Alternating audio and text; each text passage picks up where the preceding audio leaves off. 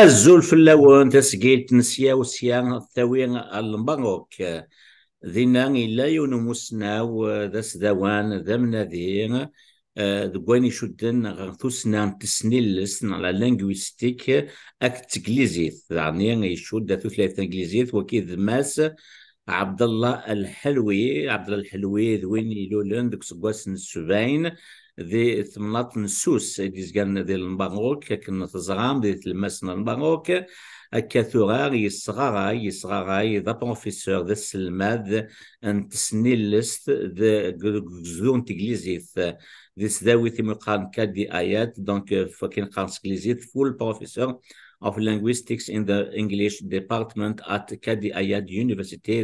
This gan the Marrakech Ariwan na faculté nsikla de Tusna Telsa na faculty of letters and human sciences دانيا يوث نتلثي لان فقرون نجزدون تجليزيت نغ ex head of the English department لكن لان يون وين يسفدن وين يسلحنا كثورا الماستر نتسنيل لست تسداوي ثكين كادي اياد the founder and current coordinator of the Master of Linguistics at Kadi Ayad University دعني ذوين يقلان استفير نوهل دكتوراه منقار ثفيلولوجيث نتيرا ثقفورث المغرب دعني لا جير 12 بوغاذ إديس فدن إسداوان إديس فدن يونس مفار مقارن إيمانسيباتوري براغماتيكس بروجكت ذي سداويث طوكيو نادي غينوس يشود وطاس نتمثال نحكو ثورة كان في اللاسة ثورة كان ما سينير الزول في الله كماس عبد الله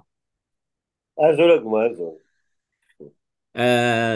دونك كملا كان قوالي ومس عبد الله دويني تسنادينا تصا غافين يشدن ثيغا تقفورث اني مازيغان اني منقاذن ذا نادي ويني حملن اني ويني تسنادينا فيلولوجيث تزراوين يشدن غار الحمله انتيغا ناردوس انتيغا لا غاتي كادي يشدن غثي في نار ناين منقالي بكو امازيغ انسكريبشنز ذاك دارني يشد يبقى فين يشدن تسني لست يشدن غرثو ثلاث النار يوران دارني غطاس نيت ليسن ماشي ديون ما استعراف ما سكليزيت ما فرنسيس ام ادليس هاثين سمزوارو يغات استعراف وني مفكر ازول الامازيغيه عبقريه امه وهويتها لكن دارن يوران ان introduction to كيوسيونيري اكت ديفرون تزغين ال سي بي دي زاوي تكين كدي اياد ذولي ديفرون دوك سكواس 16 زوج 1016 سجليزيت ماشا يوذا فرانسيس ديفرون دارنيا زوج 1018 تزغين اديشن يونيفرسيتيز اوروبيان دونك لي زيديسيون يونيفرسيتير اوروبيان ماشي ديون قذليسي كوران ونادين l'initiation de la linguistique, il y aura dernier the ontological analysis, il y aura dernier qui toutes les équipes sont des varas ذي المراكز سقوس نعميس سقوس نقبل أرثجرا الحاصلين نوي أمسلي نسيسكسين يدس السينير ماس عبد الله إلا قد تحسون ذاكن إسكسين يدس هذه لين سجليزيتي وشو نسيدين أنك أشكر خاطر يشود تصغرون ذي أينس وسنان يلقى أسمات دسم سمازيغ النهار سوثلاين يظن خاطر نتا أن دينس يغث يخدمي تطس سجليزيت all what I know about you. Is it correct what I said, basically? Thank you very much. It was all correct. I wished we would be speaking in Taqbaylit or Tamazigh, but I mean, we'll just leave it for the future. For Okay. today, we can't, for obvious reasons, but in the future, we'll be communicating. And today, I will be communicating with you in English. But everything you said about me is correct. Thank you very much. Perfect.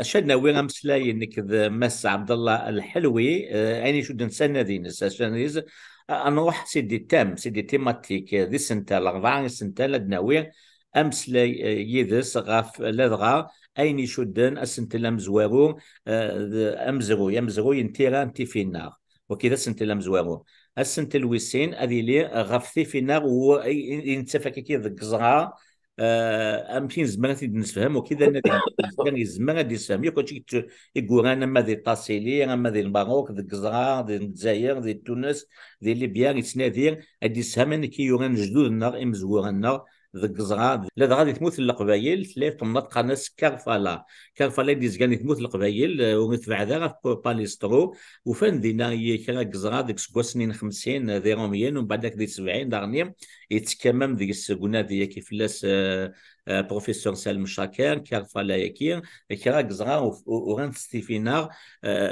يانينا ذي نقدو ذا ماس عبد الله الحلوي ذا كان شو يلان دي ثيرانيا خاطر نتا لا سبيسياليتي نس ادي سكول ذا شو يفا ديكودي اشي يكتبونا كذينا وكي دارني ذا مسلايا ناوي فلاس مالا ذا تلويس 4 ثويس ملت ثيراني ظني شوف انا في كذا كلان دي كارفا لا ياكي اكيد دينا دي ثموث نيا قبيليا شي كيو ديسكسيين النواغ 4 سنتال دونك هاز اي سايد عبد الله I said that we are going to gather our questions in 4 different topics. The first one is about the Tifinagh script in the past. I'm going to ask 3 questions in one. The first one is, what is the Lebeko Amazigh script and why do we have to use a double name, Lebio Amazigh? Is it one system or there is 2 systems? The second one is, how did it all start? Who started? The third and the last question is, what was the main function or functions in plural of Lebeko Amazigh script? Is it clear, Abdullah? Yeah, it's very clear. Thank you very much. Okay. So, I mean, fundamentally, the Lebeko Amazigh script is simply the system of writing that has been used by the Amazigh people 3,000 years before Jesus Christ and until 500 after Jesus Christ. Okay. So that's basically what the Tifinagh or the Lebeko Amazigh writing system is. It's just a writing system. That's it. It's very simple. Okay. But I mean, the thing is that there is something very interesting about this writing system. Because when we look at the ancient writing systems, we notice that most of them, if not all of them, used to be pictorial systems. They used pictures. They used what we call ideographs. They used logophores. They used pictures to write. They used pictures to represent words, to represent ideas. Now, the system that uses letters, one letter for one sound, is technically called the phonemic system. And what is interesting about the Lebeko Amazigh writing system is that it started from the very beginning as a phonemic system. Okay. So when we look at the other, I mean, traditional writing systems like the Egyptian hieroglyphics, it started at the beginning as a pictorial system. They used pictures, and then they simplified it to become a phonemic system. Because, I mean, the hieroglyphic system was too complicated. That's why it disappeared. It's not there anymore. And most of the writing systems in the world are pictorial. They use pictures. But for the writing system that we call Tifinagh or the Lebeko Amazigh was phonemic from the very beginning. And this is what many scholars find really baffling, intriguing, and very interesting about this system. Okay. So, just to give you one example, I mean, whenever we found this circle or square, it means that what we have there is Ra. It does not represent any idea. It represents only one sound, one and only one sound, one unique sound. And this is very interesting because, I mean, this is a developed stage of writing systems. It's like, I mean, the writing system that we call Lebeko Amazigh was developed from the very beginning. This is what many people find very interesting about it. And this is why many people question its authenticity. How come that those Berbers, those barbarians were able to invent a writing system that was developed, but it was phonemic, but from the very beginning? That's impossible, they would say. But that's a fact. So this is the Libico-Amazigh system. It's a writing system that was phonemic from the very, very beginning. Now, the second question that you asked, Rashid, was who started it? That's a very good question. It's a question about the origin of it. Now, I mean, there are different theories about the beginning, but the best theory that I know is the one that was developed by Werner Pichler. And according to Werner Pichler, the beginning of this writing system was somewhere in the High Atlas and the Anti-Atlas in Morocco. Their reasons for this theory is that the Tifinagh inscriptions that we find in this place, in the High Atlas and the Anti-Atlas, are associated with very primitive pictures of weapons, pictures of very exotic human forms and animal forms. Another evidence in favor of the theory is that the patina is the black cover that we find on rocks. The patina is so thick and the engraving is deep. For these reasons, Pichler and other scholars believe that the beginning was in the High Atlas and on the Anti-Atlas. In my opinion, this theory might be true, but I believe for very good reasons, I think, that the Libico-Amazigh script started somewhere further in the desert, in the south of the Anti-Atlas. My reasons for that are the following. Number one, because when we look at the writing system in the desert, in the Sahara, we will notice that it uses dots. For example, the sound K is written using 3 dots. The sound W is written using 2 dots. The sound R is written using 4 dots. So why do I believe that this is an indication that the beginning was here? Because from an ergometric viewpoint, from a practical viewpoint, it's easier to just hammer dots on a stone. So this is a primitive system. Because it's primitive, so it must be the beginning of this journey that we call Libico-Amazigh script. Another thing which is very interesting, which is the following. When we look at those dotted letters, all of them, they have something in common. Mm-hmm. What do they have in common? What they have in common is that the sounds represented by them are pronounced by the back part of the vocal tract, the posterior part of the vocal tract. Examples are K. K is back, posterior. R. Yes, K. R. K. R. Yes, all of them are back. All of them are posterior. Without any exception, all the sounds that are pronounced by the back part of the vocal tract are represented by dots. Oh. Why is this very interesting? It's very interesting for the following reason. You know, Rashid, that our vocal tract originally was not designed for speaking. It was designed only for breathing. In fact, it's a breathing system, not a speaking system. Okay? So what happened is that if you use the back part of the vocal tract, there's always a risk of aspiration. When you eat, sometimes when you breathe and eat at the same time, it may happen that the food or the liquid will go to the breathing system, okay, causing some choking, okay? So for this reason, the later development would be to move from the back part to the front part. So which means because of those dotted letters are back, it means that they came at the beginning.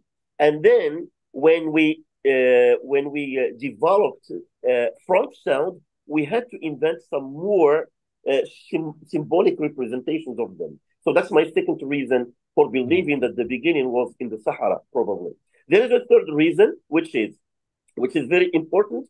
If you look at the dots, all of them, for example, K was represented by 3 dots, W 2 dots, R 4 dots, H 3 dots horizontally. This is very interesting. Do you know why, Rashid? It's very interesting because all of these configurations can be seen in the Orion constellation. You know, the Orion constellation was very important for Amazigh people. Yeah. If you look, for example, at the head of the Orion, it looks like 3 dots, like K. Oh. And by the way, the head was called Ikf, from which we have Ikf now. Ikf. Ikf became Ikhf. Became Ikf, yes. And from that Ikf that we have Capo and Cap in Indo-European languages. You know, when you say Cap and Capo, it's from the same root. Oh, I see. Okay.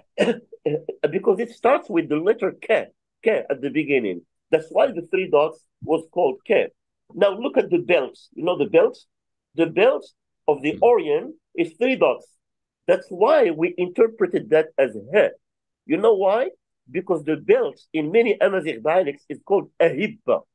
Ahibba, and in other dialects it is called Azibba. That's why the 3 dots is the representation of the and He. Okay? So which means that the dotting system at the beginning was a mimicry. It was mimicking. It was simulating the stars in the Orient. You know the letter T that looks like a cross? Yes. Yeah. In fact, it was inspired from one star, which is Venus. We used to call it Tanit.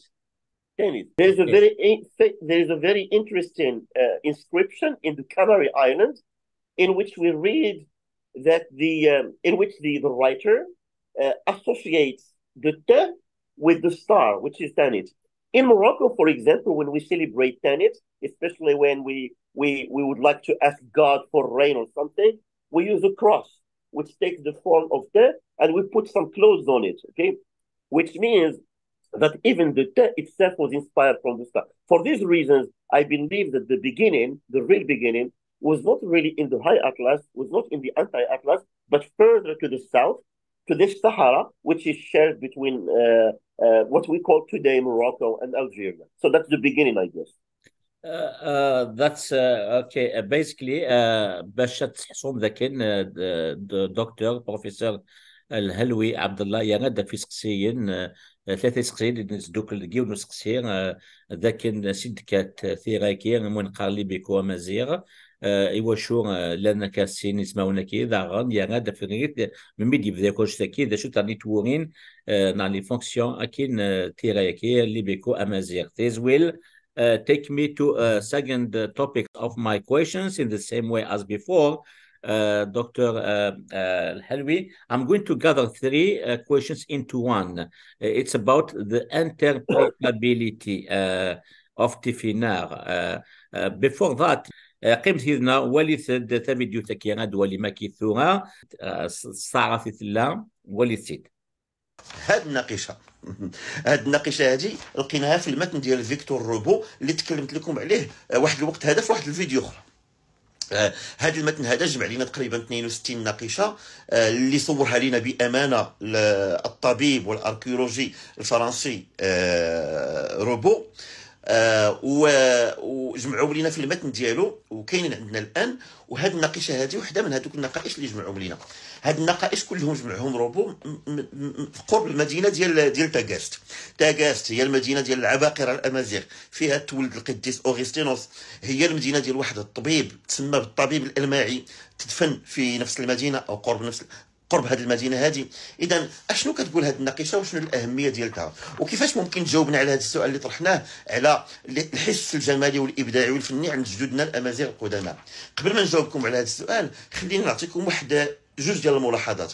الملاحظه الاولى هو انه هاد النقائش هادو اللي لقيناهم قرب مدينه أذلنون، واش الاجداد ديالنا الامازيغ القدماء اللي عاشوا في عهد ما قبل التاريخ منذ آلاف السنوات، منذ الازمنه الغابره، واش اجدادنا الامازيغ كانوا عندهم اقوال ماثوره، كانوا عندهم حكم، كانوا عندهم امثال اللي كتعكس الحكمه ديالهم وكتعكس الذكاء ديالهم الاجتماعي والذكاء ديالهم الاخلاقي؟ واش كانت عندهم اقوال ماثوره وحكم من هذا النوع؟ الجواب على هذا السؤال هو نعم، كانت عندهم حكم وكانت عندهم اقوال ماثوره عميقه جدا وفلسفيه جدا كتعكس الذكاء ديالهم الاخلاقي والاجتماعي. وماشي غير هذا الشيء فقط، بل انهم هذه الاقوال الماثوره نقشوها فوق من الحجاره باللغه الامازيغيه وباستعمال الحروف ديال تيفيناغ. وماشي غير هذا الشيء فقط، نقشوها فوق من الحجاره باستعمال واحد الشكل جرافي عجيب جدا فريد جدا ما عندوش ما يشابهه في الثقافات ديال العالم كله اللي كنعرفها انايا. خليوني باش نفسر لكم. سنه 2002 واحد الباحثه سميتها بشرى كعش وثقات الوجود ديال واحد النقيشه مهمه قرب جبل بوكركور في اقليم الرشيديه، هذه المنطقه هذه بالضبط. كاين فيكم اللي غادي يكون تعرف هذه المنطقه، والنقيشه هي هذه اللي وثقتها لنا بشرى كعش. ها هي، لاحظوا معايا بانه هذه النقيشه فيها واحد النص مكتوب بتيفيناغ، فيها جوج ديال الاسطر وكتاخذ شكل ديال المثلث. واحد السطر كيمشي من اليسار لليمين، والسطر الاخر من اليمين لليسار. هذا النص اللي كاين في هذه النقيشه هذا هو المضمون ديالو، هذا هو التمثيل الابيغرافي ديالو اللي قام به واحد العالم سميتو بيتشلر، هو اللي نقلوا لنا بهذه الطريقه هذه باش يكون باين وواضح لينا باش نقراوه. اشنو كنقراو فيه؟ كنقراو فيه ما يلي. بغيت نعطيكم المثال ديال واحد الرسم. شوفوا معايا هذا الرسم هذا الرسم لقيناه في واحد السلسله جبليه صحراويه كاينه في الجنوب الغربي ديال ليبيا كيتسماو باكوكاس. اكوكاس قراب لواحد المدينه صغيره سميتها الغات، كاينه تقريبا على الحدود الليبيه الجزائريه من جهه الصحراء. ها هو الرسم هو هذا.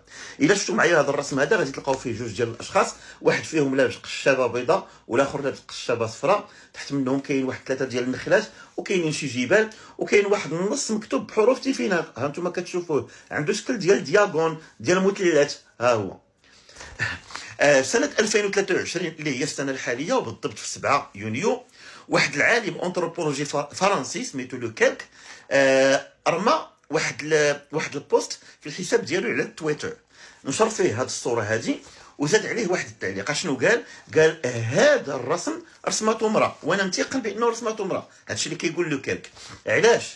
الاسباب ربما لانه هذه الصوره هذه اللي كتبان ليه هنا بانت ليه بحال شي امراه، ولانه دار واحد القراءه خاطئه لهذا الشيء اللي مكتوب هنايا بحروف تيفيناغ. انا غادي نفسر لكم، غير بغيتكم باش تعرفوا بان السيد لو كيلك انثروبولوجي فرنسي كبير جدا دافع على الدكتوراه ديالته سنه 1992 حول استعمال الرموز في النقوش الصخريه في المنطقه ديال الصحراء، فهو كيعرف علاش كيتكلم، فهو انسان متخصص.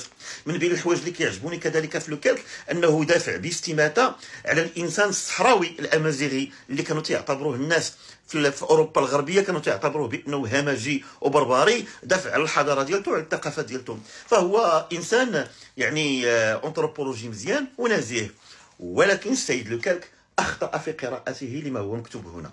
علاش؟ خليوني نفسر لكم. دابا الى شوفوا معايا الى سمحتوا، شوفوا معايا الصحراء ديال أزلنون. اليوم بغيت نتكلم لكم على واحد النقيشه مهمه جدا جدا جدا جدا، واحد النقيشه اللي غادي تكون مفاجاه كبرى بالنسبه لكم. النقيشه هي هذه. غادي نفسر لكم شنو اللي مكتوب في هذه النقيشه، ولكن قبل ما نفسر لكم شنو اللي مكتوب في هذه النقيشه بغيت نعطيكم واحد الفكره عامه.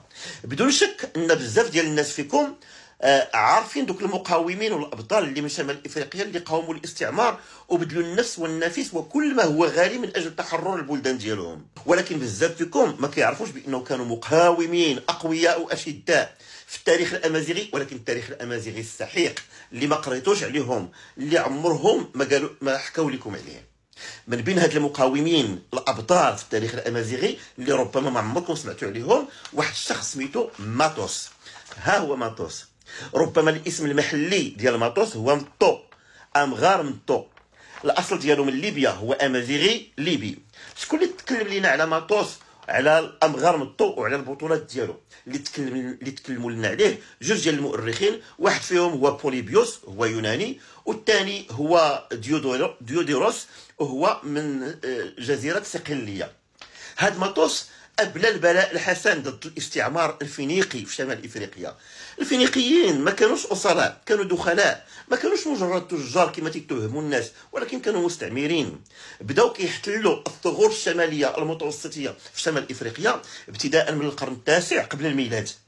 ولكن في القرن الثالث قبل الميلاد غادي توقع واحد الحاجه مهمه جدا. اشنا هي؟ الفينيقيين غادي يدخلوا في واحد السلسله ديال الحروب كيتسمى بالحروب البونيقيه ضد الرومانيين اللي غادي ينهزموا فيهم الفينيقيين. كانت المعركه الاولى في هذه السلسله ديال الحروب انتهت سنه 241 قبل الميلاد.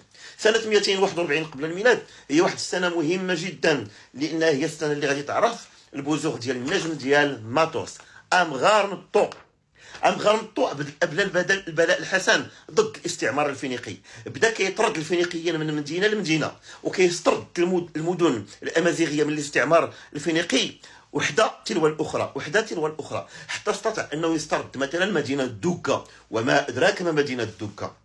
الماطوس كان بطل حقيقي في الاعين ديال الامازيغيين، استطاع باش يجمع قبائل امازيغيه كثيره وحده مع بعضياتها تحت الزعامه ديالو، وجاب زعماء اخرين يعني كانوا كيخدموا معاه، واستطاع باش يطرد الفينيقيين بزاف ديال المدن. بطبيعه الحال المؤرخين الاجانب بحال بوليبيوس كانت عندهم واحد النظره دونيه، وكان عندهم واحد التاويل اخر استعماري لماطوس، ولكن ماطوس كان بطل امازيغي. امغار مطو استمر الامغار مطو في استرداد المدن الامازيغيه حتى وصل للحدود ديال مدينه قرطاجه.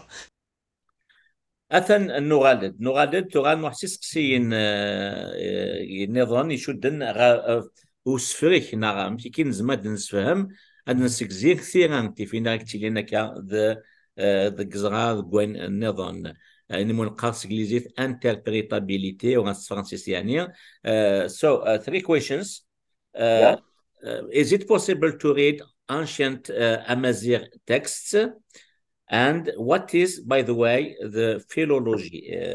That's my first question. The second question, why do some scholars believe we cannot read it? And the final question, how scientific is the method of deciphering, like in French we say décodage, deciphering Libeco-Amazigh scripts? Yeah, as you probably mentioned in your introduction, I am supervising a doctoral program which is on the philology of Amazigh inscriptions. Sorry. And I would like to make something clear, which is very important for the public audience to know. In fact, we have 3 sciences that deal with inscriptions. 3. The first one is called epigraphy. The second one is called philology. The third is called historical linguistics. Epigraphy is basically about inscriptions on rocks. Philology is about ancient texts, but on manuscripts and on paper. Historical linguistics is about the history of languages. So what happened in the history of Amazigh studies is that these 3 disciplines were separated from each other. We had great epigraphists who were not philologists, who were not historical linguists. So the objective of this program, this doctoral program that we have at Qadir University now, is to bring together, to build a bridge between epigraphy, philology, and historical linguistics. Historical linguistics, this is to answer your question how scientific this is. Okay, for us to be scientific, we need to make sure that we have a clear idea about the history, the linguistic history of the Amazigh language, and we compare it with other languages. We need to have a clear idea about how to interpret words and sentences using philological techniques, and we need to make sure that we have good epigraphists who would help us to represent what is engraved on rocks in a faithful way. So we need the 3 sciences, and that's what we are trying to do. Okay. Now, how scientific is it? I can tell you that, of course, this is human science, and human sciences are always, vulnerable to errors and to mistakes and to skepticism, which is understandable because it's about a human being. So this is a human science. But I can tell you that philology, as I know it, is more developed than economics and less developed than biology. I can tell you that the level of scientificity is between economics and biology. Biology belongs to hard sciences. Economics belongs to human sciences. I can tell you that the science of analyzing philologically is very precise, and we use mathematical models to come up with the best interpretation of the inscriptions. What we do basically is something like this. Suppose, for example, that we are analyzing a very old language that we don't know. We know only 4 letters in it. Suppose, for example, that we know only the symbols A, B, C, and D, right? Okay. Suppose, for example, that we have a dictionary that translates the words of this ancient language into a language that we know. What we do is this: we go to inscriptions, we look at the sequence of symbols. For example, A B C D, D A B C, D A C B, etc. Okay. So what we do is that we take each fragment, because we assume that in the Amazigh language, the biggest word consists of 4 consonants, no more than that. So we start from number 4, and we try to find that word. Each segment is called an alternation. We try to find it in this dictionary that I'm talking about, okay? If we don't find it, we go to number 3, and then to number 2, and then to number 1. That's basically what we do. The next step is that we fit the word in the sentence to make sure that it makes sense as a sentence. The third step is that we analyze what we call the pragmatic value. By the pragmatic value, we mean that we look at the sentence and we see what it is. Is it a proverb? Is it a wise saying? Is it a guidance which is given to the travelers? What is it, pragmatically speaking? And the last step is that we look at what we call the rhetorical value. Rhetorical value means the aesthetics of that sentence. Does it have a rhyme? Does it rhyme? Does it have some homography, some homophony? Because if it is, it means that we are on the right track. It means that our analysis is correct. Okay, so these are the 4 steps that we follow whenever we want to. So I can tell you that yes, it is scientific, and it's more scientific than economics, and a little bit less scientific than biology. That's my answer. Okay, thank you, Dr. Halawi. Before moving to the third topic and even the fourth topic, because but Rashid, yes. excuse me, there is a part of your question which is very important and I haven't answered, which is very important, I guess, which is why do some scholars believe that these inscriptions cannot be read?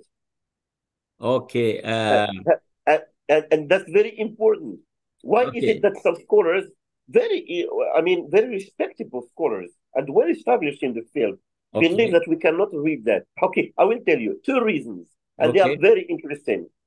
The first one is that, let me just give you one example. Okay, one example that I like to give is this corpus, this collection of Roubaud. Roubaud is a French doctor and archaeologist who was able to copy very meticulously and very precisely more than 60 inscriptions that he found on epitaphs, funeral epitaphs. Okay. So, I mean, his book is available now, and I think it was published. I mean, it's a collection. Okay. The 2 sides of the epitaph. One side was in Latin, because that was during the Roman occupation, and the other side in Amazigh, using and Abdullah, because some people, they think that the Tamazight scripts, it's like the translation of the Latin language, which is not the case. Which is not the case. Absolutely. I will show you a very interesting example. Yes. Look at this one. Yeah. Okay. Can you show me to see that closely? Yes, here it is. Yeah. So look at the Latin. This is the Latin. Yes. See? So it mentions the date of death. Okay. Yeah. And this is the Amazigh one. Okay. Now, I don't think you will be able to read that, but I can read it for you. It's very easy to read. From the bottom to the top, okay? Okay. It says Amsil. Amsil is the cobbler, the one who fixes shoes, Amsil. Okay. Amsil ne, that's for the possessive, Amsil ne. Onril or onrol. Onril means the holes. The holes in the vessels made of leather. Okay? So Amsil nonril. Inmer means to repair. That's the word from which we have Tanmir. Okay, I will tell you something very interesting about Tanmir. Okay, the development is like this. At the beginning, it meant to repair, to fix something. Okay. And in the later stage, it meant to bless someone, to give a blessing. And in the third stage, now it means to thank someone. But in Libya, some people still use it in the sense of to bless someone. Yeah, because Abdullah, we can exchange between me and you. I went to Libya in 2012 and 2013. I met many Amazigh then. When they say تنميك يبارك. Benediction. Yeah, Exactly. exactly. Yeah. Exactly. ما يبارك. Yeah, exactly. Yeah. So I will say it again. أمثل نون غير إنمر أسيل. Megan Asir, what's Asil? Asil are the shoes. Shoes. Yes, the shoes, yes. Oh, really? Yes, yes. غير خصوصا تيني إدوكان the shoes, yes, Asil. Originally, it meant the lower part of the foot, but later on, it was extended to the meaning of the shoes. So let us just look at the text as a whole. Okay.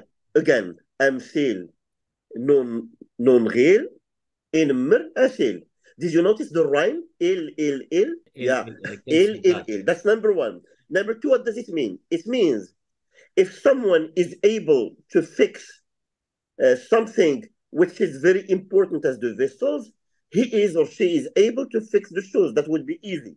So, أمثل non غير إنمر أسيل. So if you are able to fix the leather of the vessel, which is hard, how much more would it be easy for you to fix Asil, to fix the shoes? Rashid, can you guess what is the job of this person? Yeah, it's the cobbler. Cobbler. How do you call the cobbler? Kharraz, or I don't know. Oh, الخراز, le cordonnier. Le cordonnier. Wow. Yeah. Do you mean Amsil? So we have Amsil and Amzil. Amzil is the smith who fixes iron, and Amsil is the one who fixes leather. So what is important about this is that this is a riddle. This is like a laghz. Okay, this is a riddle for you to understand that the person who is buried, the deceased, the dead person who is buried in here, is a cobbler. Is a he was Akharaz, because in Tamazight Akharaz. Okay. Okay. Wow. So now we understand from that. So what's the conclusion? Okay, let me just switch again if you don't mind. Yeah. So you see, what is amazing, Latin is completely different from what is written in Tamazight. Huh? That's the point. Now the point is, but let me tell you something. When you look at all the inscriptions in this area, because this is from, how do you call that? Souk Harras. Souk Harras in eastern of Algeria. Exactly. Okay. It's from there. You see? Okay. Wow. So what is interesting about those epitaphs, when you read the Amazigh inscriptions, all of them are about jobs. They mention the job of the person who is dead, who is buried in that place. Wow. So in Latin, you find the name and the date of their death. But in Amazigh, that's not what you find. You find something else. You find their job. Why? Because according to Amazigh people at that time, for you to enjoy a happy life after your death, you should do something good in your life. You should have a good job. Wow. Really? Yeah. So the way of salvation for them was to have a good job, which is beneficial for people. Wow, it's amazing. You see? Amazing. So this is a part of the reason why scholars were confused about this, because they were expecting that what we have in Latin would be translated into Amazigh, which is not the case. You see? And they spent a long time trying to link the words together. What is this? Oh no. So they were disappointed, and they didn't want to study that anymore. You know what happened, Rashid? What happened just, I think 1 year ago, here in Morocco, we discovered an interesting inscription. At the beginning, it was said that it was in the area of Stat, of Jdida, and later on they said that it was in the area of Stat, right? Okay. Now we discovered it. It's very big and it's very interesting, and it's very clear from the style of engraving that it's very, very old. Okay. Now, the people who looked at that at the beginning from the Institute of National Archaeology and Patrimony here in Morocco, when they looked at it, they said, well, probably this is an epitaph, and probably what is written there is the name of a king or a very important person. okay? And then I got the chance to have pictures of it, okay? And I started studying it. Do you know what I discovered? I discovered the following. Probably you will understand a lot of words because they exist in Taqbayit as well. This is what I found in there. Okay. Ila means the leaves of the tree. Okay. Ila, Nishil, خصوصا أنتيني تاكليت, the cheese, le fromage. No, finish. Nishil, Nusdom means it's drained. We get we squeeze all the water out of it, okay? Okay. Ila, Nishil, Nusdam, which means that in that region, they had some leaves that they used to drain the cheese, to press the cheese and drain it and make it like a dry cheese. Drying, yeah. Okay? And it was very clear. Wow. You see? Wow. And the area itself is full of leaves that we use for this purpose. Okay. And I watched a documentary, I think it was an Italian documentary recently, in which they say that they still make this type of cheese. And what was surprising for me is that the Italians said, we borrowed this technique from North Africans. Wow. Everything is related. I will share the video with you because I have it, okay? And now what happened, I mean, for the the National Institute of Archaeology and Patrimony in Morocco, they thought wrongly that, I mean, what was written there must be very simply the name of a dead king, because that must be an epitaph, because this is what they are used to in other places, in Egypt and in other places, and in Western Europe, which is not the case in here. So that stone was in fact a guide for way directions. It was shown to people where they can find the type of leaves. Yeah. What is really amazing for me, how come did you decipher, or comment tu as décodé ces inscriptions? Decipher it is libico. It's like it's a scientific. Are you the only one who is doing this kind of research? No, in fact, I will tell you something.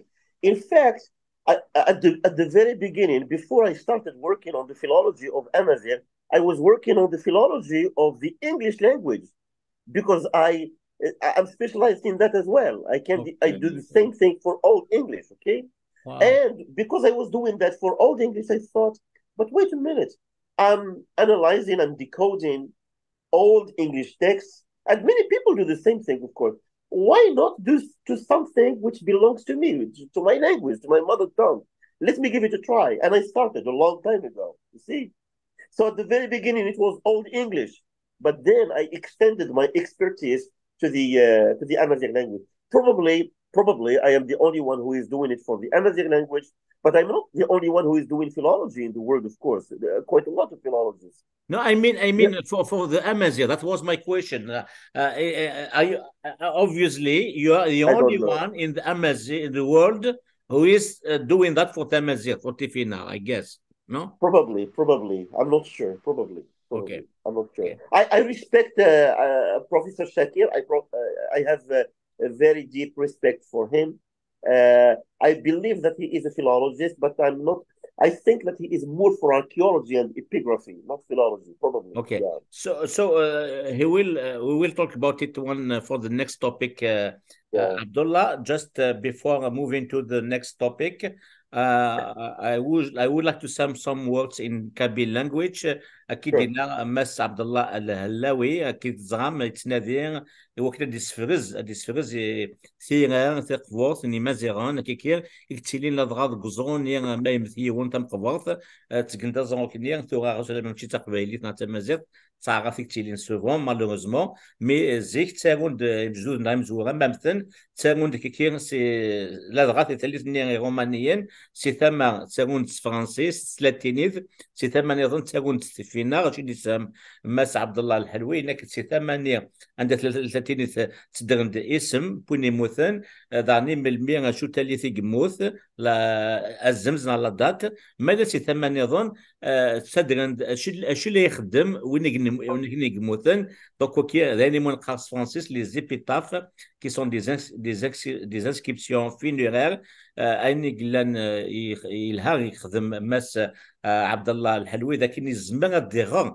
انا كي يوران جوزنا دانا كي بنوفا امثاكي دي سكنا كثورة ثلاثة تماكي نسوقها راس لكن تزغام سوقها راس ذوال يدي كرسي راس ذي زماون يعني إيهر ناغ تيهر ناغ وهران صح ياكو قاكي ذي اسم جيزم عندك إيدي الأول تسي مسناونين ساعة سانت أوغستا أبولي مدورش أرثاقارا ذا شكار يوين تسكسين نظن ناغ سسن تلويس كراض منو قبل نوع سسن تلويس كراض وعان يشدنا أكثموث القبايل أني دوفان دينا أنو وليتا فيديو تسكير شطات كانت فيديو ثاني غادي يشجع ماس عبد الله الحلوي قيمة ثيرنا أزلنون كيفاش كانت ثقافة الصيد عند أجدادنا الأمازيغ القدماء؟ كيفاش كانوا كيصيدوا؟ شنو هما الأدوات اللي كانوا كيستعملوا في الصيد؟ وشنو هي الفلسفة ديالهم في الصيد؟ أشنو كانت يعني الصيد بالنسبة لهم؟ باش نجاوبوا على هذا السؤال ما خصناش نعتمدوا على التأويلات ديال المؤرخين والأنثروبولوجيين فقط، ولكن خصنا باش نسمعوا أجدادنا الأمازيغ بنفسهم أشنو قالوا لنا على الصيد. خصنا نقراو داكشي اللي كتبوه لينا فوق الصخور ديال البلاد ديالهم باللغه الامازيغيه وباستعمال حروف تيفينال. لهذا السبب بغينا اليوم باش نجاوبوا على هذا السؤال كيفاش كانت ثقافه الصيد عند اجدادنا، بغينا نجاوبوا على هذا السؤال باستعمال واحد النقيشه. بغينا نتاملوا في هذه النقيشه. هذه النقيشه تعرف بنقيشه اوكيمدن. لقاها واحد العالم سميتو الان رودريغ سنه 1987 في واحد المنطقه مرتفع على مستوى البحر بحوالي 2400 متر. كتعرفوا بانه في هذا جبال الاطلس عاليه، يعني الاطلس الكبير عالي على مستوى البحر بحوالي 2600 متر. هذه النقيشه هذه كتبين لنا واحد الصف ديال الفياله، ربما راه كيبان لكم مزيان. هاني غادي نعطيكم واحد الصوره اوضح. هذه واحد الصوره اوضح، صف ديال الفياله ربما معهم وحيد القرن على حسب بعض العلماء. صف ديال الفياله وقدامهم جوج ديال الاشخاص هازين واحد الاداه كتشبه الحرف تي، وكاينين جوج ديال النصوص ولا جوج ديال الاسطر بالامازيغيه، واحد طويل واحد قصر منه نسبيا، كيمثل الثلثين من السطر الاول. المفتاح الاساسي لفهم هذه الصوره هذه، هذا الرسم هذا، هو اننا نقراو هذا الشيء اللي مكتوب هنا باللغه الامازيغيه. بغينا نركزوا على هذا الفيل الامامي وعلى هاد جوج ديال الاشخاص وعلى النصوص. هاني غادي نعطيكم، غادي ندير واحد الزومين.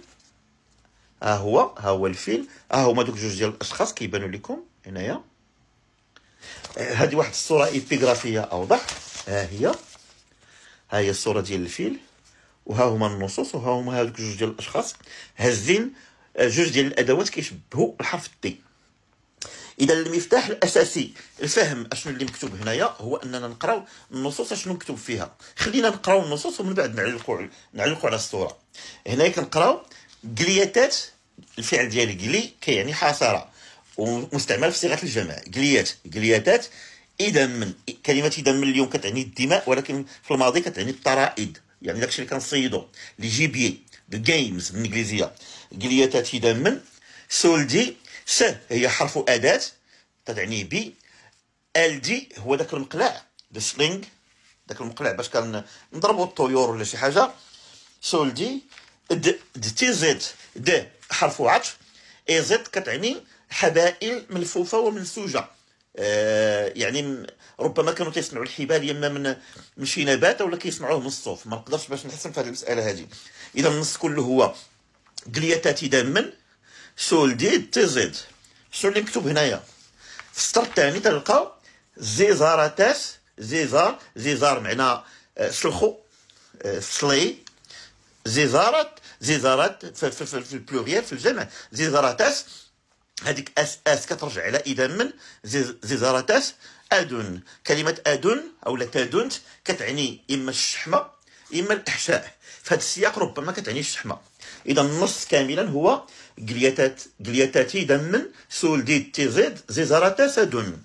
الايقاع ديال هاد جوج ديال الاسطور كيبان بانه غنائي، ممكن تستعمل في الرقص وفي الاهازيج وفي الشعر وفي الغناء.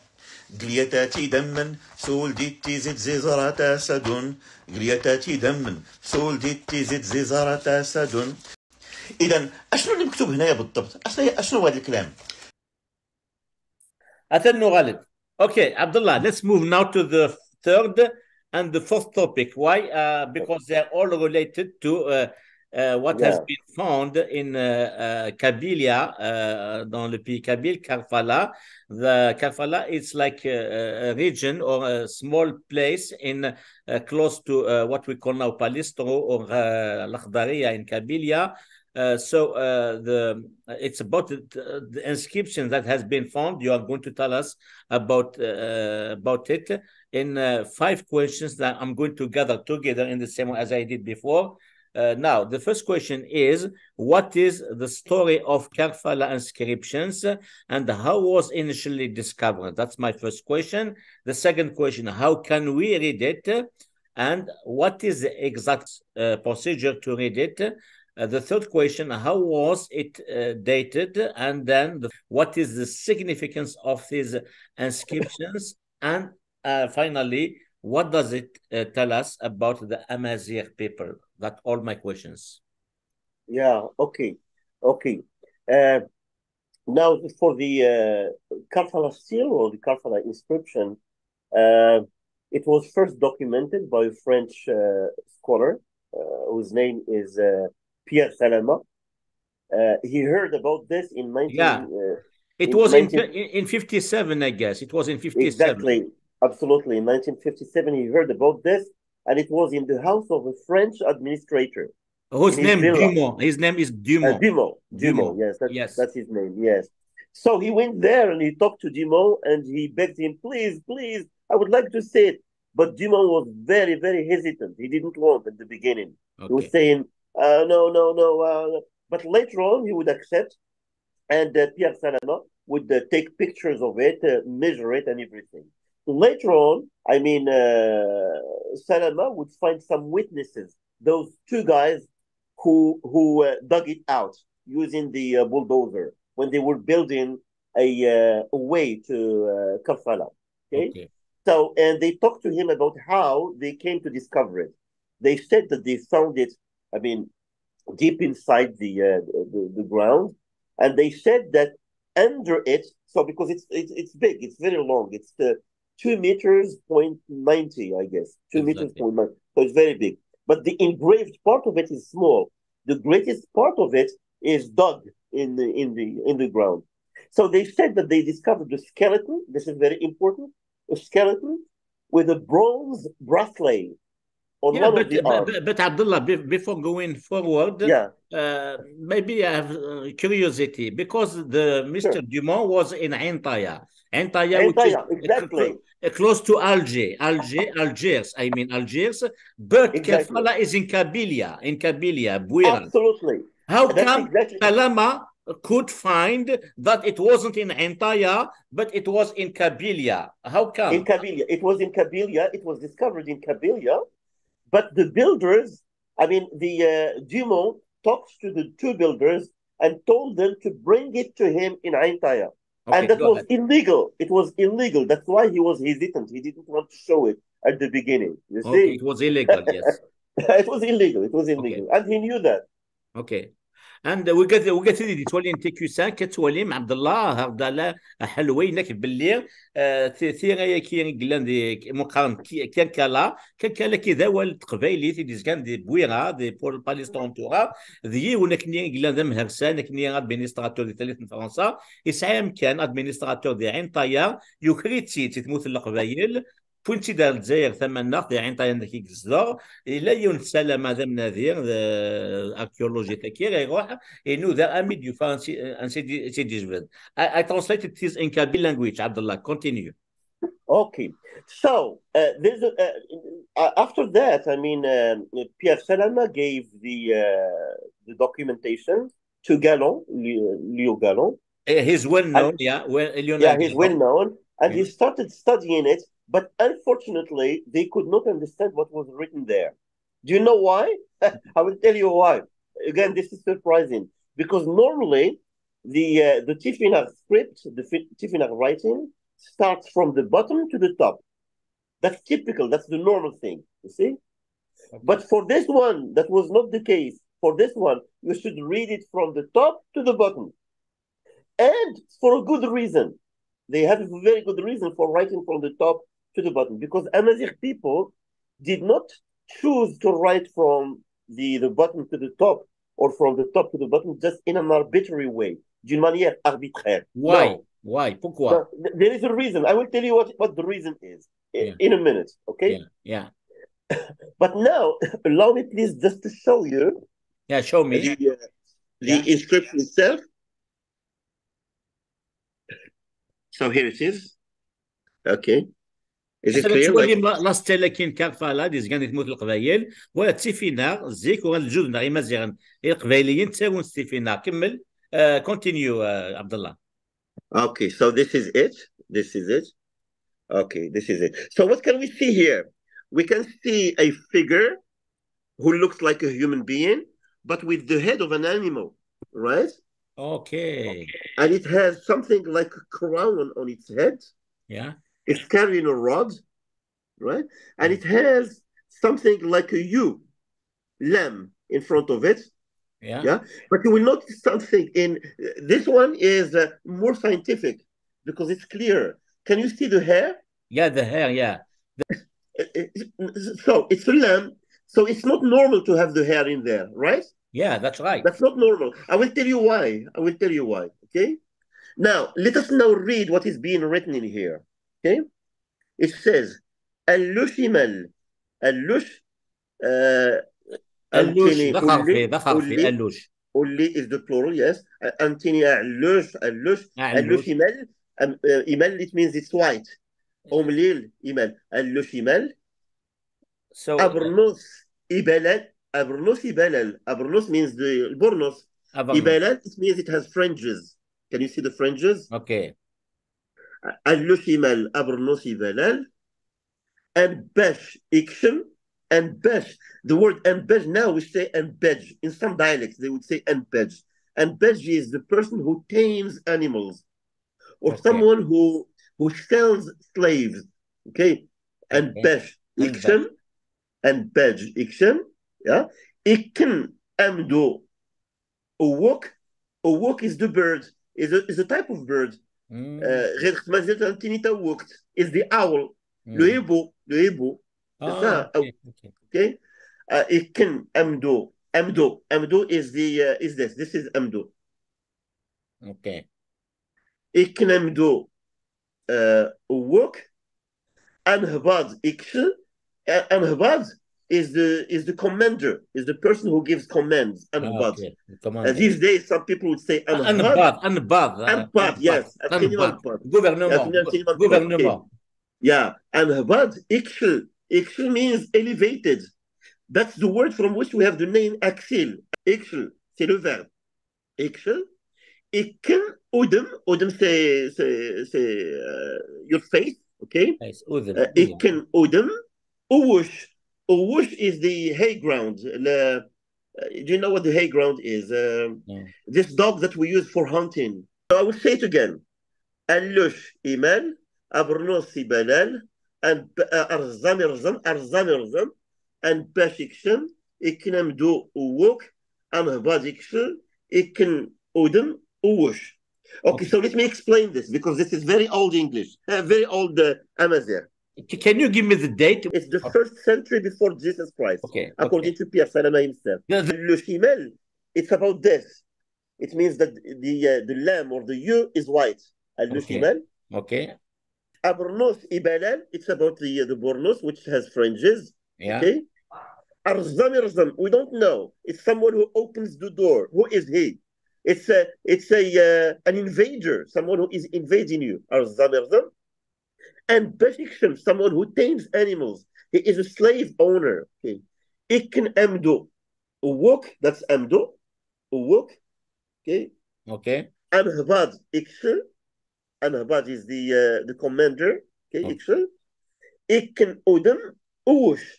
So who is he? Who is this person? Okay.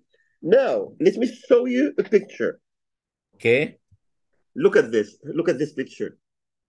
This is the picture of the Roman centurion. The Roman what? Roman what? Centurion. Centurion is that soldier, the commander, who is responsible for 100 soldiers in the Roman army. It is called centurion. Okay, we can see that. And look at his. He is wearing a burnous.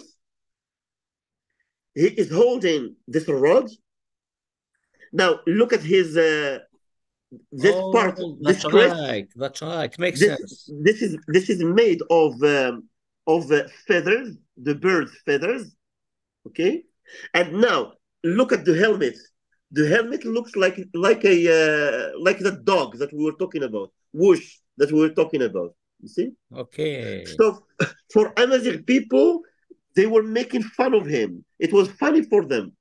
Why was it funny for them? Because it was not normal. Okay, not normal for someone to put feathers of the bird on their heads. Now, how about Allush? Allush, why? Why is Allush? Do you remember something very important? Remember that it has some hair. Let me show you the scientific picture, which is this one. Yeah. Did you notice that it has some hair on here? That's right. Yes. So it's not a horse, but why does it look like a Allush? Allush, why? I will tell you why. Why? Because the Roman horse is well known, historically speaking, for being short. It's just 1 meter, 0.4.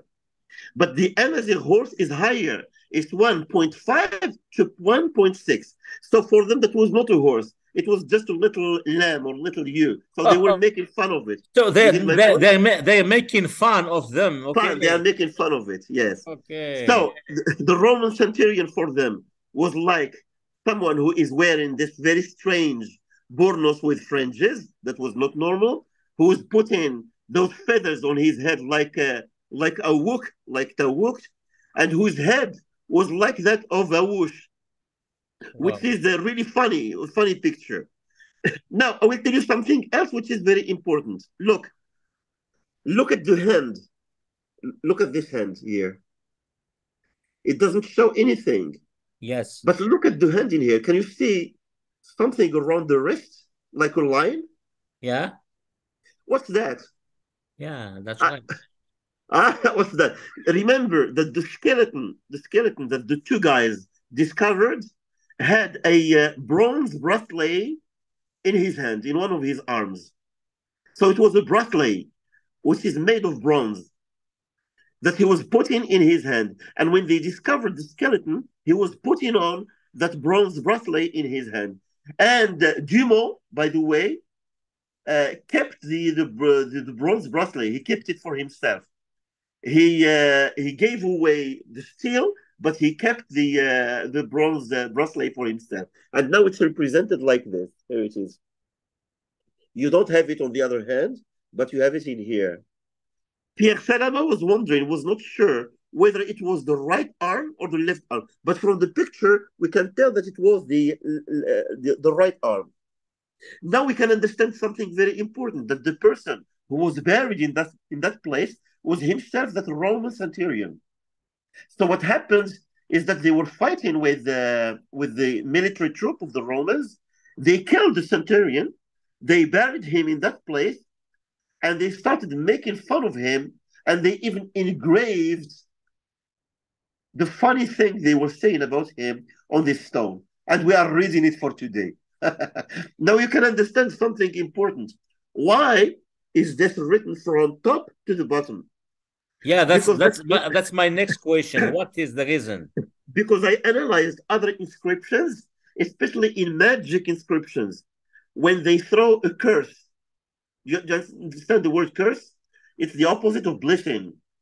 When they throw a curse on someone, they don't write from the bottom to the top, because it's like you are going up to the heaven. But they write from the top down, because it's a curse. It's like, we are killing you and we are putting you in here, and you are not a good person. You are a bad person. You don't deserve to go upward. You should go downward. You see? So in fact, writing from top to the bottom was a curse, was a kind of curse. It was not a blessing, it was a curse.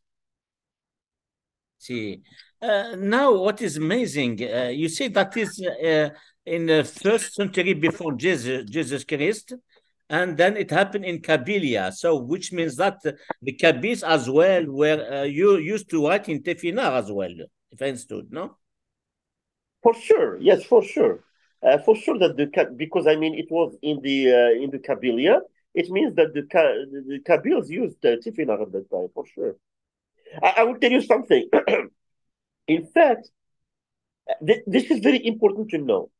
There is zero region in North Africa that does not have Tifinagh inscriptions. Oh, that's good to know.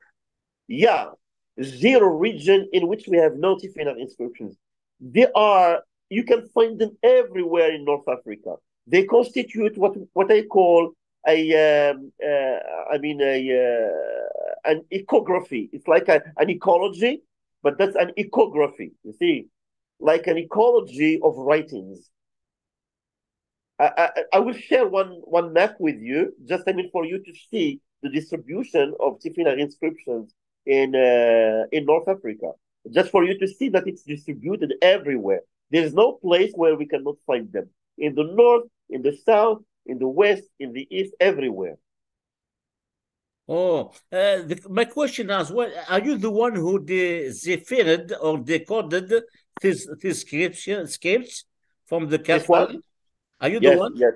Yeah, I am the one. Wow, you did great job, Abdullah. برافو. أيوز لاج باش يخدم بروفيسور عبد الله الهلوي أكيد دنيا ذا بروفيسور ديال المغرب ديال مراكش مشاري روح يسكف لدين إلا ندمت القبايل لا ستيلي مقام كرفالا يروح دميت سيدي سنتقد شو كلا ندينا ستيفينار يفدك إمسانا كي دينا ديون وكارين ذكرين ذا عوذي وكيكين لي رومان لومبيرور لي رومان كلا دي تالي ثنيا تمسخير فلاس حسبة موكارين وسردون نسنا خاطر السردون نسنا عاوذي ونسن دا مشطوح دوك انت موكارين سنه شبوب خاطر عاوذي ونسنا شبوب اسم ديكون شتاكيت وسون موفارنوس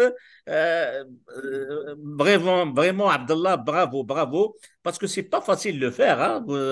Donc, c'est des techniques que vous avez utilisées certainement de votre spécialité. Donc, tu as appris des choses par rapport à la langue anglaise et tu es parti vers le Tifinagh, n'est-ce pas? Exactement, justement. So the beginning was the English language. I mean, at the beginning, I was working on the history of the English language, but then, wait a minute. English all the time. How about Tamazight? How about my mother tongue? And then I switched. شي دينا انك الا نحفظ غرا اني مقارن لا دي خالص فرانسيس سغليزي تقالس ديسيفيرينغ الديكوداج دي انسكريبسيون اونسيان تجليزيت ماشي انت ابري ناس واش نخدم في ثلاثين نظن الناس واش نخدم في ثلاث النار اجي كي تجاني روح عرفتي في النار ثلاثه نتكوي ذا مزاق لو سبيسياليست نيميرو 1 دي تمازغا انسعى وكني زمنا دي غني كاين يتشورانزيك جوذنا دكزرا اما دي تمانغاس تمثني لي تواريغ اما غورسن ديال المغرب اما تموت القبايل اما دي سقهراس ساكن سمار الجزائر الاخ ديميك خدم مع عبد الله الهلوي لاجر ماشي كي رجال كي نقلبا فلاس ميتي دوفير اثن ثمنون اتسقسير تورا اسقسينين كورا يتجمع ديون وسنتل ويس ربعه يشد ديما في موت القبايل كارفالا. I move to my last topic of questions. The first one is, are there any other inscriptions like Karbala from the same area that would reveal something interesting about Amazigh people? My second question, what is the original religion of Amazigh people as revealed by those inscriptions? The third question, what were other cultural traits of Amazigh people that could be understood from the inscriptions? And the last question for this topic is, in which sense does the philological study of inscriptions revolutionize our understanding of the history of Amazigh people? That are my 4 questions for you. Yeah. In fact, I mean, as I told you before, I mean, Amazigh inscriptions or Tifinagh inscriptions are there everywhere. Let me just say one thing, if you don't mind, Brother Rashid. Of course. Go ahead. Because, I mean, this is very important for me to answer the questions that you are asking right now. I should have answered this before, but I didn't, which is, notice that we use the expression Libico Amazigh. Libico. Why do we use this double, nomination, Libico Amazigh? In fact, this is a misnomer. It was just a historical mistake. You know, when Chabot, this very famous Catholic priest, when he brought together a collection of inscriptions a long time ago, he was looking at them and then he noticed something. He noticed that we can divide them into two parts, the eastern part and the western part. And he noticed that there are 12 signs that can be seen in the eastern part that cannot be seen in the western part, right?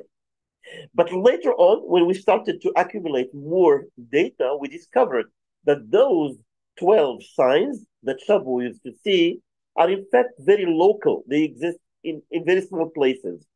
So in fact, this distinction between Libico and Amazigh is almost fake, is not scientific anymore. Now we recognize that we have only one system that started somewhere in the south, in the Sahara, probably, and then it started to spread upward towards the north until it covered the whole of North Africa. So basically, this is one system. It's not two systems. It's not two writing systems. It's just one, okay? The Amazigh language itself is just one language, be it Taqbaylit or Tassosit or whatever. In fact, it's just one language. And it started to split into different dialects beginning from the 11th century before Jesus Christ. It's at the beginning, it split into two varieties, the eastern variety, like in Siwa and in Ghdames, and the western variety. And then it started to ramificate so that we can see now quite a lot of Amazigh dialect. So basically, we have one Amazigh language, historically speaking, and one Tifinagh writing system, historically speaking. So that's the general situation, and it's very important to know this, okay? So that is why any inscription, in fact, it's not at all difficult to read any inscription anywhere in North Africa. I don't believe that some people can be specialized only in the Tifinagh of the north and others in the Tifinagh of the south. No.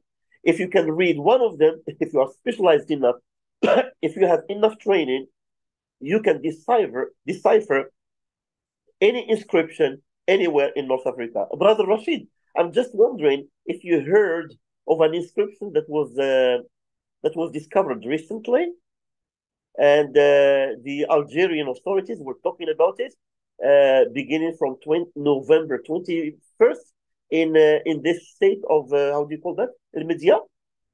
Oh yes, Media. That's right. Yes, Media. Media. Yes, Media. yes. It's close to Kabylia. A long time ago, Media was part of Kabylia as well. I know. In fact, in Media we have two dialects. In the north, I think we have this Znati dialect, and in the south we have the Taqbaylit in the south. Exactly, Znati and Taqbaylit. Yes. And Taqbaylit. That's the situation. Now, they discovered an inscription. It was very recently that they discovered that, and it's also very interesting. I deciphered it. I worked on that. Some friends of mine provided me with the materials that I need, and I deciphered it. Do you like to see it? Yes, please. I want to see it. Yeah, we can see that. Yeah. Yeah. Now I will tell you what is written in there. So did you decipher it as well? Yes, I did. Wow.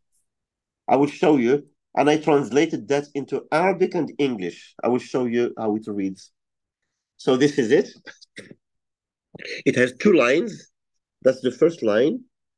In fact, in the inscription, it's from the bottom to the top.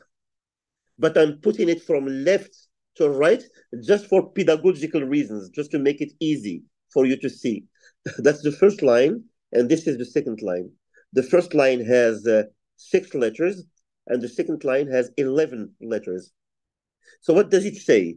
It says, Ik Tirja. Tirja means the dreams. Les rêves. Okay. Tirja, the dreams. Yeah, Tirja, yes. Exactly. Ik Tirja. So, the writer imagines that the dreams are like fruits, you see? And you pluck them, you pick them up from the tree, you see? Ik Tirja. The second one, imdet. Imdet means tasted it. So ikistirja, imdet, he tasted it. Ifram, auja. Auja means sleeping. Okay. Ifram means to remove the leaves. It's like, I mean, when you beat, you know, when you beat the tree. Yeah, just that's to right. get the fruit. You see? So the idea is like this. I mean, if you'd like to translate it into English, it's something like this. He plucked the dreams, tasted them, and he said, wow, I like these dreams. They are so beautiful. They are like fruits, okay? And then he harvested the slumber. Slumber is sleeping. He imagined that slumber sleeping is like a tree. Okay. So because he wanted to have all the fruits, all of them. He wanted to dream all the time. He wanted to sleep all the time and just dream and dream and dream and dream. Okay. What's interesting about this one, about this inscription, is that it's very old. And what is interesting about it is that it uses a very strong rhetorical values. It uses a type of metaphor that we call a metaphysical metaphor. Why is it metaphysical? Because he uses ikkes, which is literal, which is concrete, which is the token that you use for the comparison, with tirja, which is what you are trying to represent. And then here again, he uses imdet and ithram, which is concrete, with something which is very abstract, which is sleeping, which is what he wants to portray. This kind of metaphor is called a metaphysical metaphor. And in the English literature, for example, it started to be used in the 15th century. There's a writer whose name is John Donne, who was the first one to use this kind of metaphor that you guys started using more than 100 or 200 years before Jesus Christ, because this is very old. How do I know that it's very old? Because of the style of writing. Look at this year that we have here. This year can be written in different ways, but it can be open to the left or to the right, or upward or downward. But when it is open to the left, according to scholars, according to Pitchell, for example, this is the oldest way of writing it, which means that this inscription is really very, very, very old, which means that the literary sensitivity of people who were writing these things was very, very sharp. They had a very sharp artistic, artistic sensitivity. They were very sensitive to the literature they were producing. And this type of metaphor, which is the metaphysical metaphor, is a very advanced type of metaphor that, I mean, English people themselves started using it only in the 15th century. يمسلي دينا لا تسمم تيركا نسخميتها توغا سيتو بروبليم ديات ثلاث تموت القبايل والقبايل سحنا مزموي قلحان طاس غفير امني ثنين امي مازيغني كوينك ماس بروفيسور عبد الله الحلوي ذاك تي فينا تصافط ديال تما نتمازغا اما سي ترقيين سي مشاغ اما سي شلحيين سي ريفيين سي ذي كاناريين بريس كاناري ايلاند اما شاويين تين نفوسين ارثقرا تنميرتي كتصاص مس عبد الله الحلوي تشك من هذا مكير. So now I don't know if you have some things to add for our interview, otherwise I am done with my questions. Well, what I would like to say is I think that, I mean, we should work together, I mean, to translate these inscriptions, because, I mean, okay, let me explain this point because it's very important. You know, the more I read, the more I decipher inscriptions, the more I discover that most of the things that we know about history is false, is not true. The more I read these inscriptions, the more I understand better and better, I mean, the culture of Amazigh people. I didn't know anything about the religion of Amazigh people, for example. I used to think that Amazigh people were either Christian, Jews, or pagans. That's all. There was nothing else. But when I started reading and analyzing these inscriptions, it turned out that our culture is much richer than what I used to think. So I think that the key to the Amazigh culture and to the Amazigh history is not just to look at the pictures that our our ancestors drew on the stones. Pictures are not enough. It's not only about looking and reflecting on the symbols. Symbols are not enough. We should not listen only to foreigners, to European historians and archaeologists. That's not enough. What we need to do today is to listen to our Amazigh ancestors themselves. It's our Amazigh ancestors who should tell us about our history, because it's their history, it's their life. It's our Amazigh ancestors that should tell us about their culture, because it's their culture, okay? And they are the best people to talk about their culture. So I think that the key, this is the last word I would like to share with you, the key to re-understanding our history, our culture, our heritage is the Tifinagh script. واش دقيقة تساوثي وكنا نفهم يوكم زوينا الجدود نغاتشوم فيها شن في لا نتخمم نشوف الدين نسن إلا أن نفهم شو يوغان زيك ستيفينا ذي قزرا ذي ثم قفغين نسن أرثا جانا إنك بلي مزوينا مقرا أطاس يقلن يفر ومازال ثيد نسكفال ومازال أرزدت تصاديلين دون ذي السينير إماس عبد الله الحلوي تنمير تطاس. Thank you for accepting my solicitation, if I may say that. My pleasure to be with you. My pleasure to be with you. هاتي زمن حال نحوص ماروك مراكش لو كنا بديسكن نشوفو يتسنادي ديس داويث اياد كادي الاياد ذي مراكش يسيان مليدود ما هو النظام دي سنت النظام او دينير قيمات ذي ثلويث. أذنون كيفاش كان الموقف ديال جدودنا الامازيغ من الاحتلال الروماني لشمال افريقيا؟ كيفاش كانوا كيتكلموا على المحتل الروماني؟ الاحتلال الروماني لشمال افريقيا بدا في تقريبا القرن الثالث قبل الميلاد، ولكن كيفاش كان الموقف ديال الامازيغ من المحتل الروماني؟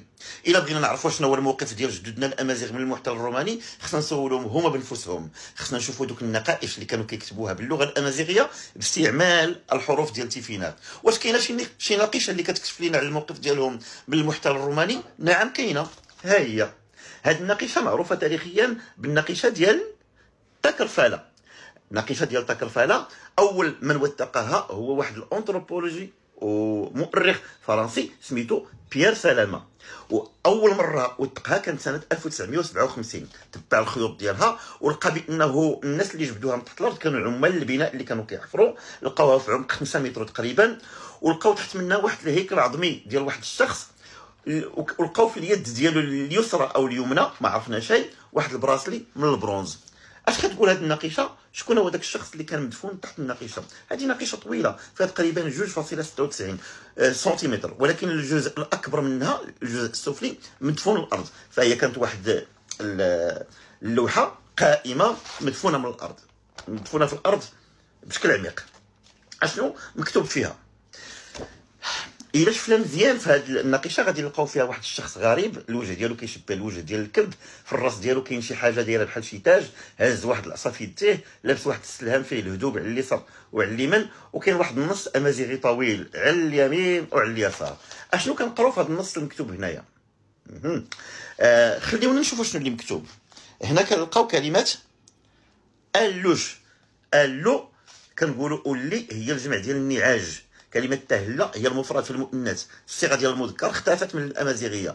ألو ملي كنزيدو ديك أوش كتستعمل في اللغة الأمازيغية للتقليل والتحقير، فألوش هي تصغير لللفظ الدال على النعجة. ألوش يمال هذا الجذر كيعني أنه أصبح أبيض، هذه صيغة مشبهة بالفعل في اللغة الأمازيغية. بزاف ديال اللهجات كيقولوا أملال، كاين في حوايج لهجات أخرين تيقولوا أمليل. ألوش يمال نوبرنوس إبالال. هي الحرف ديال الإضافة، أبرنوس هو السلهام، إبالال يعني أنه فيه الإهداب، ولاحظوا معايا بأن هذا الشخص لابس واحد السلهام فيه إهداب على اليمين وعلى اليسار. ألوش إيمال نوبرنوس إبالال. نزيدو نكملو. هنايا كنقراو أرزم إرزم. أرزم يعني الفاتح فتح الباب. شكون هو هذا الفاتح؟ واش الباب اللي فتح بالضبط؟ أرزم أنباش يكشم. كلمة أنباش تنطق اليوم بأنباج. إنبج يعني داك اللي كيدجل الحيوانات، أو داك النخاس اللي كيبيع العبيد في السوق ديال النخاسة. أنباج يكشم كيعني دخل. شكون هو هذا الرزام اللي رزم؟ شكون هو هذا باش اللي يكشم بالضبط؟ باش يكشم. إكن أمدو ووك. إكن أمدو إكن كتعني اتخذ لنفسه. أمدو يعني داك الكريست اللي كيكون على الراس ديال الطير من الريش، وهو هذا اللي كنشوفوا هنايا. إكن أمدو ووك. ووك هو اسم للطير بصفة عامة او لنوع خاص من الطيور. في المغرب باقي كنقولوا تا ووكت الموكا البوم. يكنمدو ووك. انهباض يكشل. كلمه انهباض تطورت في اللغه الامازيغيه في جوج ديال المسارات وجوج ديال الاتجاهات. بحذف الهاء ولات انباض، او بحذف الباء ولات انهض. بجوجهم كاينين في اللهجات الامازيغيه. منهجت كلمه نهض في الدارجه المغربيه مثلا تنقولوا انباض وكنقولوا انهض. بعد إكشل. كلمة إكشل كيعني على وارتفع. من ناجل الاسم ديال إكسيل. إكسيل كيعني عالي. الاسم ديال عالي هو إكسيل. بعد إكشل. إكن أودم أوش. اتخذ لنفسه وجه الكلب السلوقي. هذا هو أوش أو أش. إكن أمدو أوش.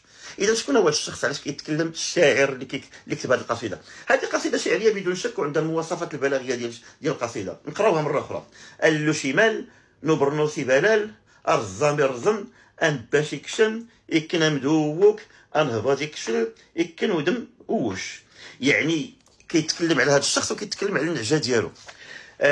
اللو شمال نبرنوسي بلال. لاحظوا معايا بأنه كيستعمل في السجع أو القافية. أرزامي رزم أن باش يكشم كيستعمل القافية. كيستعمل كذلك واحد النوع ديال البديع كيتسمى بالجناس اللفظي التام غير التام، بحال مثلا في إكشم وإكشل. كيستعمل الأمبيغرام أو الجناس المقلوب. كيقول أمدو مهدا أودم دا ما. فهاد المحسنات البديعية دائما كتستعمل في الشعر الأمازيغي القديم. ولكن على من كيتكلم الشاعر بالضبط؟ كيتكلم على هذا. شكون هو هذا؟ هذا هو قائد المئة الروماني. لاحظوا معايا بان ذاك الوصف كينطبق عليه 100%. لاحظوا معايا هذا الشيء، هذا الريش اللي كيدير في الراس ديالو القائد الروماني باش يميز نفسه على الجنود الاخرين. المؤرخين كيقولوا بانه يصنع من ديل الحصان او يصنع من الريش. لاحظوا معايا هذه الخوذه كتسمى بالغاليه باللغه الانجليزيه. ملي يعني كيوضعها فوق من الراس ديالو كيولي كيشبه بالفعل الكلب السلوقي. نوريكم واحد الصوره. شوفوا معايا هذه الصوره هذه. ها هي. هذا هو الشكل الكامل لديك القاليه او لذاك الخوذه ديال قائد المئة الروماني. لاحظوا معايا بانه لابس البرنوس بالفعل وهز واحد العصا في يديه. فجميع الاوصاف كتنطبق عليه. ولكن علاش تيهضر على اللوش ايمال؟ شكون هو ديك النعجه البيضاء؟ الا شفتوا معايا مزيان ديك الصوره ديال النعجه البيضاء غادي تلاحظوا بانه في العانه ديالها كاين شي حاجه بحال الشعر. النعجه ما عندهاش الشعر. اذا شنو هذا؟ هو في الحقيقه هي نعجه، ولكن كان داك الشاعر كيسخر من الحصان الروماني. الحصان الروماني كان حصان قوي، حصان ابيض وقوي جدا، لكن فيه واحد المشكل هو انه كان قصير. كان الطول ديالو 1.4 تقريبا، في حين ان الحصان الامازيغي الطول ديالو بين 1.5 الى 1.6. فكان الانسان الامازيغي يسخر من هذا الحصان. اذا على من كان يتكلم هذا الشخص اللي كتب هذه القصيده؟ هذه القصيده في الحقيقه هي قصيده شعري، هي قصيدة سياسية ساخرة من الجندي الروماني. هي قصيدة ساخرة من داكشي اللي كيدير فوق من راسو. كتسخر كذلك من الشكل ديال الخوذة، وكتسخر من الطول ديال الحصان، من الطول ديال الحصان الروماني اللي كان قصير. اذا فهاد الصوره في الحقيقه ديالتها هي صوره كاريكاتوريه، هي كاريكاتور. نقدروا نقولوا بانه هذا اقدم كاريكاتور سياسي اكتشفناه لحد الان. فالأمر يتعلق بكاريكاتور سياسي، ويتعلق بقصيدة شعرية سياسية تسخر من المحتل الروماني ومن الحصان ديالو ومن الشكل ديالو بصفة عامة. إلا قرينا هذه القصيدة هذه بشوية غادي نلقاو بأن عندها إيقاع شعري. كتقول اللو شمال نبرنوسي بلال أرزامي رزم أن باش يكشم إكنام دووك أنهباض يكشل إكنودم ووش. فيها جميع الخصائص ديال قصيده شعريه نقدروا نغنيوها. اللو شمال نبرنوسي بلال ارزامي رزم ام باش يكشم اكن مدوك انهباض يكشل اكن ودموش. اللو شمال نبرنوسي بلال ارزامي رزم ام باش يكشم اكن مدوك انهباض يكشل إكنو دموش اللو شمال. فالأمر يتعلق بقصيدة شعرية سياسية يسخر منها بها ومن خلالها الإنسان الأمازيغي من الاحتلال الروماني. شنو كان الموقف ديال الإنسان الأمازيغي من الاحتلال الروماني؟ كان موقف مقاوم وموقف ساخر. شكون هو داك الشخص اللي كان مدفون؟ ربما كان هو نفس الجندي قائد المئة اللي كيسخروا منه. فربما كانت واحد الكتيبة عسكرية أمازيغية قامت بقتل قائد مئة، دفنوه تحت من الأرض وداروا فوق منه واحد الشاهد جنائزي كيسخروا منه، ومن خلاله كيسخروا من المنظومه العسكريه الرومانيه كلها ومن قائد المئة ومن الاحتلال الروماني كله. هكذا كيتعاملوا الامازيغ مع المحتلين، كيدفنوهم وكيديروا فوق منهم شاهد كيسخروا بواسطه هذا الشاهد من محاولتهم لاحتلال البلاد ديالهم. ازول النون، ملي كنا صغار تعلمنا بان الا توفى لينا شي انسان في العائله ديالنا او في المحيط ديالنا كنتفكروه غير بالخير، كنتذكروه غير بالاشياء الصالحه، كنتذكروه غير بالخير. وهذه شي حاجه اللي مهمه بزاف وهي جزء من القيم ديالنا. ولكن كيفاش كانوا اجدادنا الامازيغ القدماء كيتفكروا الاموات ديالهم؟ كيفاش كانوا كيتذكروا الاموات ديالهم؟ اشنا هي الاشياء اللي كان الانسان الا توفى كيبغي الناس باش يتذكروه بها؟ باش نجاوبوا على هذا السؤال من طبيعه الحال ما خصناش نعتمدوا على اشنو كيقولوا الانثروبولوجيين الغرباء او المؤرخين الغرباء، ولكن خصنا باش نسمعوا لاجدادنا الامازيغ القدماء انفسهم، نسمعوا لهم من خلال داكشي اللي كانوا كيكتبوه باللغه الامازيغيه باستعمال الحروف ديال تيفيناغ. لذلك اليوم باش نجاوبوا على هذا السؤال اللي هو كيفاش كانوا كيتذكروا الامازيغ القدماء الناس اللي توفاو ليهم، كيفاش كانوا كيتذكروهم، كيفاش كانوا كيتفكروهم، باش نجاوبوا على هذا السؤال بغينا نتاملوا في واحد المجموعه ديال النقائش وثقها لنا واحد الطبيب واركيولوجي فرنسي سميتو فيكتور روبو. فيكتور روبو قام بنقل يعني برسم واحد المجموعه ديال النقائش اللي كنلقاها في واحد المنطقه كاينه في الشمال الشرقي ديال الجزائر سميتها سوق الراس. في هاد سوق الراس لقى واحد المجموعه ديال الشواهد الجنائزيه. شنو هي الشواهد الجنائزيه؟ الشواهد الجنائزيه هما دوك اللوحات اللي كيديرهم الناس على القبور ديال الناس اللي توفاو، كيكتبوا فيها الاسم ديالهم والتاريخ ديال الازدياد ديالهم، الوفاه ديالهم الى اخره. فروبو قام بتسجيل او بتوثيق جميع ما كتب على هذه اللوائح الجنائزيه وجمعوا في واحد الالبوم سنه 1870. اليوم بغيت نتكلم لكم على هذا داكشي اللي مكتوب على هذه اللوائح الجنائزيه، وبغيت نقول لكم جوج ديال الحوايج مهمين على هذه الشواهد الجنائزيه.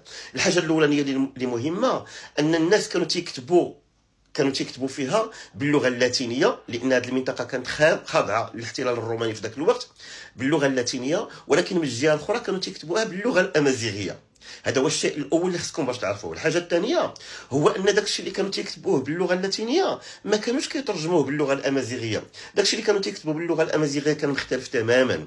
باللغه اللاتينيه كيكتبوا الاسم ديال الشخص المتوفى وكيكتبوا السنه ديال الوفاه ديالو، ولكن باللغه الامازيغيه كيكتبوا شي حاجه مختلفه تماما. اش كيكتبوا المهنه، يعني العمل ديال الشخص اللي توفى، ولكن هذاك المهنه ديالو ما كانوش كيكتبوها بطريقه عاديه، كيكتبوا هذا خياط، هذا نجار الى اخره، لا، كانوا كيكتبوها بواحد الطريقه ادبيه رفيعه. كانوا جدودنا الامازيغ كيكتبوا على الشواهد الجنائزيه ديال الناس اللي توفوا لهم المهنه بواحد الطريقه رائعه من اجل اننا نتفكروهم بهذيك المهنه ديالهم. هذا هو العمل الصالح اللي كان تيفكر فيه الانسان الامازيغي. خليني نعطيكم امثله. لاحظوا معايا هنايا هذا واحد الشاهد الجنائزي كان جمعوا لنا روبو، ها هو المقابل ديالو باللاتينيه، ها هو المقابل ديالو باللاتينيه كنلقاو غير السنه ديال الوفاه، ولكن باللغه الامازيغيه كنلقاو شي حاجه اخرى مهمه. اجي نقراو شنو مكتوب هنايا. هنا كنقراو ايموتي شوسيل، ايموتي يعني انتقل من مكان الى اخر بحال رحل، ايموتي ش بحال ديك س يعني ب، اسيل ممكن تعني باطل القدم وممكن تعني النعال وممكن تعني الصباط، يعني انتقل راجلا، انتقل على رجليه. لاش يوقول اتيل، يوقول هو داك الفعل ديال يقل هكا، يغل او يقل كما كتستعمل في بزاف ديال اللهجات الامازيغيه. هاد يوقول ولا يقل، ممكن تعني انتظر، ممكن تعني عاد، ممكن تعني اعتمد على، وممكن تعني شاهد ولاحظ. اوكي. يوقل اتيل. اشنو هو اتيل؟ اتيل هو اما ديك الطريده اللي كيصيدها الانسان، او واحد النوع ديال الطريده اللي هو الارنب البري. اذا هذا السيد هذا ايموتي شوسيل انتقل راجلا، لاحظ وجود واحد الارنب، اشنو دار ليه؟ امدي غونيل. امدي بمعنى انه ربطه بياش في انيل. نعم، عباره ديال انيل او لا تنال او لا تنالت ولا انال. انيل كتعني العقال، يعني ربطه بعقال.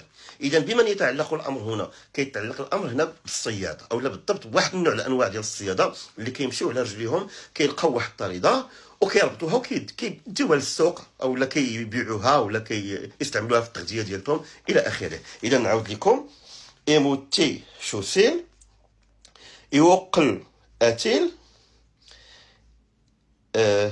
امدي غونيل، بمعنى انه تنقل على قدميه راجلا، لاحظ وجود واحد الطريده ولا واحد الارنب بري، ربطه بعقال. شكون هذا؟ الصياد. اذا هذا الكلام هذا المكتوب هنا لاحظوا معايا بانه مسجوع فيه إيل، وهذا كيعني بانه عنده طابع ادبي. اذا هذا الكلام مكتوب هنايا باش يفكرنا بان السيد اللي مات في هذا الرجل ولا المراه، انا ما عرفت شيء، اللي مات هنايا كان صياد، كان يمارس عمل الصيد. نعطيكم واحد المثال اخر اللي هو هذا. خليونا نقراو هذا الشاهد الجنائزي. ها هو المقابل ديالو اللاتيني. المقابل ديالو اللاتيني فيه غير السنه ديال الوفاه فقط، ولكن المقابل الامازيغي فيه حاجه اخرى. اجي نقراو هنايا، قراو معايا. امثيل. شكون هو امثيل؟ امثيل هو الخراز. عندنا امزيل اللي هو الحداد، وامثيل هو الخراز. امثيل هذا حرف ديال الاضافه بحال داك دو ولا اف في اللغه الانجليزيه. امثيل اونغيل. شنو هو اونغيل؟ اونغيل هما دوك التشريقات ولا القطعات ولا التقابل اللي كيكونوا في البضائع الجلديه بحال الحقائب وبحال الدلاء، يعني الدلو الى اخره. اذا هنا امثيل نونغيل مالو انمر. كلمه انمر يعني كان سبب بركه لي. من هنا جا الاسم ديال تنمرت اللي كنستعملوه اليوم، اللي كيعني شكرا. هو في الحقيقه تنمرت شنو كيعني؟ ليحسن اليك او لتكون لك بركه. هذا هو المعنى الاصلي ديال الكلمه ديال تنمرت. اذا انمر اسيل. كلمه اسيل ممكن تعني باطن القدم، وممكن تعني الصباط او النعال. اذا انمر اسيل بمعنى انه كان سبب بركه اما للحذاء واما لباطن القدم، وربما المقصود هو باطن القدم. يعني المعنى هنا هو امثيل يعني الخراز الذي يصلح الثقب. انغيل الذي يصلح الثقب التي في البضائع الجلديه، كان سبب بركه لاحذيه الناس وانعلتهم ولربما لاقدامهم. اذا شكون هذا الشخص هذا؟ هو امثيل، هو الخراز. الخرازه هي واحد المهنه نافعه. اذا ملي كنشوفوا جميع دوك الشواهد الجنائزيه كنلقاو بان الاغلبيه الساحقه فيها كتذكر المهنه، ولكن بواحد الطريقه ادبيه رفيعه. اذا بالنسبه لاجدادنا الامازيغ القدماء، العمل الصالح اللي كيبغيو يتفكرهم الناس به الى التوفاو هو المهنه ديالتهم النافعه اللي كانت نافعه للناس اللي حولهم. ما خص هادشي منين كنعرفوه من خلال داكشي اللي كتبوه اجدادنا الامازيغ باللغه الامازيغيه وباستعمال الحروف ديال تيفينار. الحضاره الامازيغيه القديمه كانت حضاره التي تتغنى بالانجازات ديال الانسان،